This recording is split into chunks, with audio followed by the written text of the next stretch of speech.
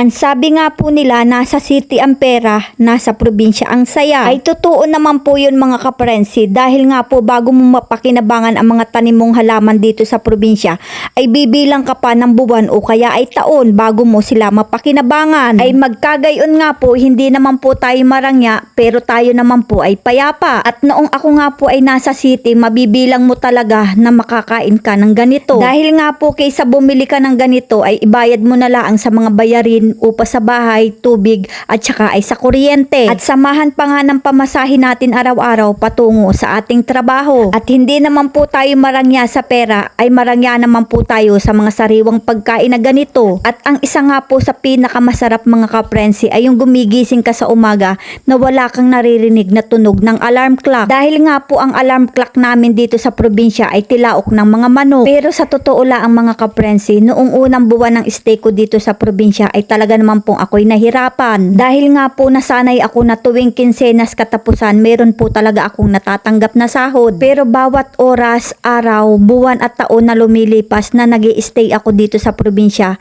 ay doon ko na-appreciate ang ganda at sarap ng buhay dito. Samahan pa nga po ng mga sariwang pagkain, sariwang hangin, at talaga naman pong nakakabinging katahimikan na masasabi ko po talagang payapa. At dito nga po sa probinsya ay natuto nga din po tayong magtanim ng mga gulay. At maliban nga po sa pagtatanim ng mga halaman at gulay, ay naging libangan na nga din po natin ang pagluluto. Lalo na nga po dito sa probinsya ay talaga naman pong iba-iba ang seasonal ng mga halaman. Kaya po ay nagagawan ko sila ng mga iba't ibang recipe. Ay kaysa nga po ay masayang at mabulok, ay digawan na nga laan po natin ng iba't ibang recipe. Ay dito nga po natin naisipang kumain ng mga prutas dahil nga po para na rin tayong nagpiknik. At alam nyo din ba mga kaprensi na pag lagi kang nag-iisa, mas doon mo nakikilala kung ano yung gusto mo at kung ano yung sarili mo. Kaya naman mga kaprensi, sanayin mo lagi ang sarili mong mag-isa para kahit walang nandyan, kaya mo. So yun lang, happy eating!